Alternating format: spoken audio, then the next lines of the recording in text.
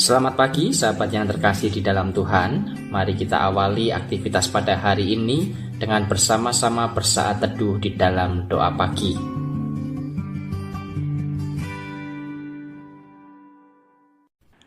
Shalom, selamat pagi, salam jumpa Bapak Ibu Saudara, para sahabat semuanya dimanapun berada. Sungguh senang sekali manakala pada pagi hari ini kita bisa bersua kembali lewat momen doa pagi. Kiranya kebersamaan kita melalui persekutuan saat ini boleh semakin mengokohkan iman dan kehidupan rohani kita di dalam Yesus Kristus. Mengawali ibadah kita hari ini, marilah kita bersaat teduh sejenak. Mari kita berdoa. Ya Tuhan, kami sudah hadir bersama-sama dengan rekan-rekan kami di hadapan-Mu. Terima kasih kami boleh beribadah, bersekutu, berdoa, memuji, memuliakan nama Tuhan pada kesempatan yang indah ini. Apabila sebentar firman Tuhan akan diberitakan, terangilah setiap kami ya Tuhan, agar supaya kami semua dapat mengerti apa yang akan diuraikan dan dipaparkan nanti dengan benar dan jelas. Tolonglah juga hamba-Mu yang dalam kelemahan dan keterbatasannya akan menyampaikan sabda-Mu ini. Biarlah hikmat Tuhan menyertainya. Dalam nama Tuhan kami berdoa. Amin.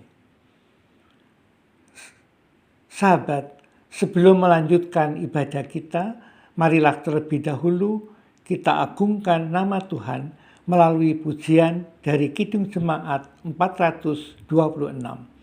Kita harus membawa berita.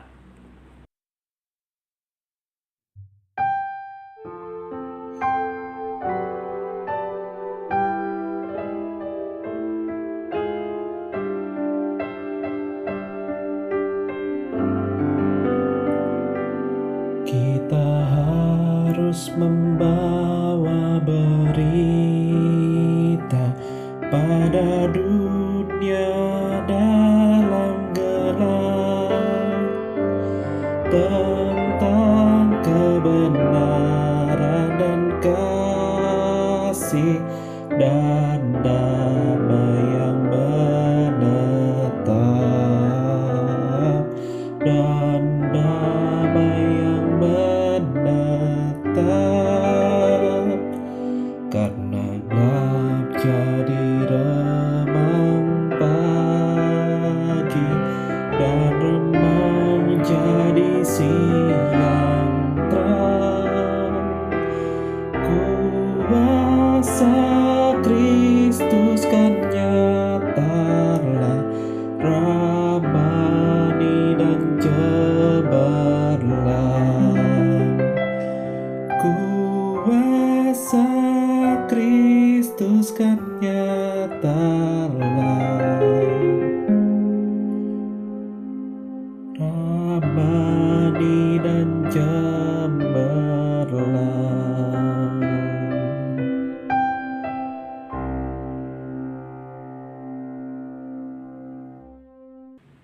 Bapak Ibu, para sahabat yang mengasihi dan dikasihi Tuhan.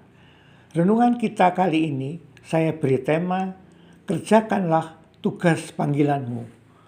Nats yang mendasarinya diambil dari kitab Injil Markus pasal 16 ayat 15 yang mengatakan demikian. Lalu ia berkata kepada mereka, pergilah ke seluruh dunia, beritakanlah Injil kepada segala makhluk. Sampai sedemikian jauh pembacaan firman Tuhan, yang berbahagia adalah setiap orang yang mau mendengar firman Tuhan, menyimpan, memelihara, dan mempergumulkannya, serta bersedia melaksanakannya dalam kehidupannya setiap hari.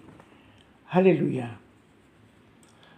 Tommy adalah seorang remaja yang pada saat itu berusia 17 tahun. Ia tengah dilanda kebimbangan, memikirkan masa depannya. Ia bercita-cita untuk menjadi seorang dokter, sedangkan kedua orang tuanya menginginkan dia menjadi seorang penginjil atau pendeta. Sebuah pergumulan yang berat yang membawa dia pada keraguan yang hebat bagaimana ia harus mengambil sebuah keputusan. Setelah melewati waktu yang cukup lama, setelah mempergumulkannya lewat doa, akhirnya Tommy mengambil keputusan untuk menyerahkan hidupnya sebagai misionaris medis. 11 tahun kemudian, Tommy berhasil menyelesaikan studinya sebagai seorang dokter. Keraguan kembali menyelimuti dirinya. Apakah ia akan mewujudkan rencana awalnya sebagai misionaris medis? Di tengah-tengah keraguannya, dia berdoa dan bertanya kepada Tuhan. Akhirnya ia merasa mantap, membulatkan tekadnya, dan meyakini bahwa keputusannya merupakan panggilan Tuhan yang harus ia laksanakan. Hal ini membuatnya ia bersyukur dan dengan penuh sukacita ia bekerja di daerah pedalaman yang jauh terpencil dari keramaian, melayani orang-orang yang sakit, berkeliling memberikan penyuluhan kesehatan kepada masyarakat yang masih primitif, dan juga membagikan kesaksian tentang Kristus. Inilah yang selalu dikatakan Tommy. Sekarang aku dapat mewujudkan cita-citaku menjadi tenaga medis, sekaligus juga mewujudkan keinginan kedua orang tuanya menjadi pemberita Injil. Panggilan Tuhan memang selalu tepat. Dalam kurun waktu antara kebangkitan Yesus dan kenaikannya ke surga, ada hal yang ingin Yesus selesaikan berkenaan dengan persoalan yang terjadi di antara para muridnya dan juga orang-orang yang hidup saat itu. Apakah hal itu? Hal itu adalah masalah keraguan. Bukankah banyak keraguan yang timbul di antara murid-murid Yesus dan banyak orang pada saat itu? Apakah Yesus telah benar-benar bangkit? Itulah sebabnya Yesus menjumpai Thomas, lalu menyuruh dia menjamah bekas-bekas tanda penyalipannya. Hasilnya adalah suatu pernyataan yang mantap mengenai iman seorang Thomas ketika ia berkata, "Ya Tuhanku dan Allahku." Masih ada beberapa tindakan lain yang Yesus lakukan untuk meyakinkan bahwa dia benar-benar bangkit dan hidup. Menampakkan diri kepada dua orang muridnya dalam perjalanan ke Emmaus, menampakkan diri kepada murid-muridnya di pantai Danau Tiberias. Sahabat, bukankah pengikut Kristus masa kini pun seringkali mengalami keraguan? Kita pun sering membuat dugaan-dugaan tentang keberadaan Tuhan. Apakah Tuhan ada ketika kita menghadapi masalah yang rumit dan tak terpecahkan? Apakah Tuhan mau dan mampu menolong kita di tengah-tengah keadaan yang kita hadapi? Sahabat, keraguan bisa saja sekonyong-konyong muncul, tetapi ingatlah selalu kehadiran dan keberadaan Tuhan yang selalu bersama dengan kita. Tuhan selalu hadir dalam kesusahan, kegembiraan, dan dalam segala kondisi apapun juga. Tuhan sangat peduli dan sangat mengasihi kita. Kita telah melihat dan mengetahui betapa sempurna semua apa yang dilakukan Yesus dalam mempersiapkan murid-muridnya, dan tentunya juga kita semua dan semua umat yang percaya kepadanya, agar semua kita benar-benar tahu dan sungguh-sungguh menghayati bahwa ia benar-benar bangkit dan hidup. Kemenangannya atas maut telah memberi harapan kepada orang-orang beriman dari segala abad. Yesus menjawab setiap persoalan dan pergumulan hidup kita. Namun, pengalaman iman ini hanya bisa kita hayati bila setiap keraguan yang melekat pada diri kita dibuang jauh-jauh, disingkirkan sejauh-jauhnya. Percaya dan percaya Itulah yang penting. Sudahkah kita sepenuhnya mempercayai Yesus atas pengorbanan dan karya keselamatan serta cinta kasih-Nya kepada kita? Bila kita sudah yakin dan mantap atas penghayatan iman kita, tujuan pengorbanan Yesus juga hanya tidak sampai di situ saja. Ada tujuan lain ke depan yang penting. Ingatlah akan pesannya sebelum ia terangkat ke surga. Momentum yang kita peringati pada tanggal 14 Mei ini.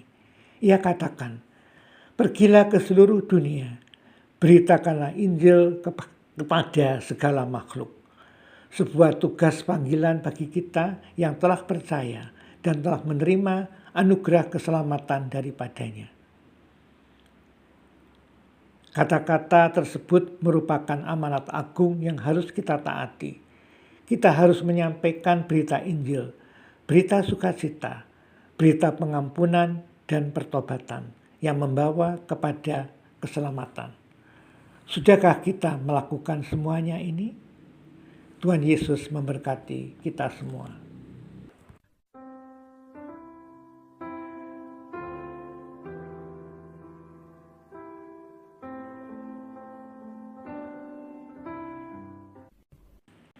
Sahabat Kristus yang setia, marilah sekarang kita naikkan doa-doa syafaat. Terima kasih ya Tuhan atas penyertaan Tuhan dalam ibadah doa pagi hari ini.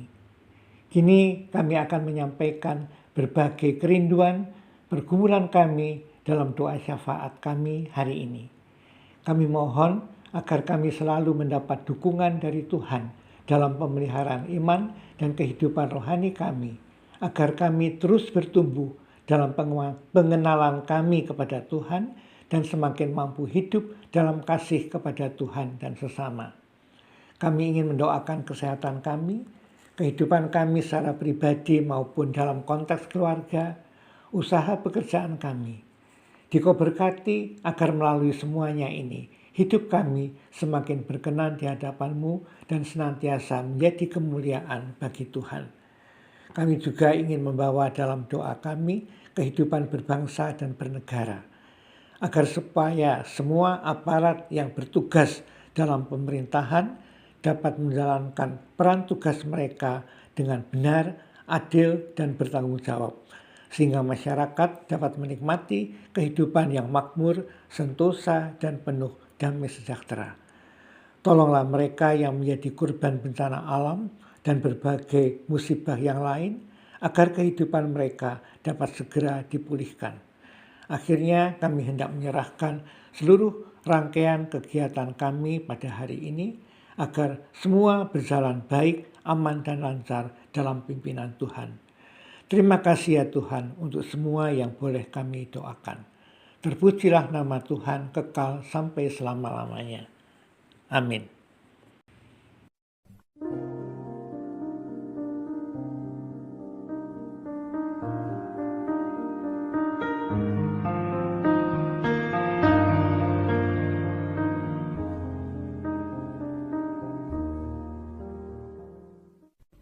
Sahabat, doa pagi kita telah usai. Selamat beraktivitas, semoga kita tetap diberi kesehatan dan tetap dalam penyertaan Tuhan. Tuhan Yesus memberkati.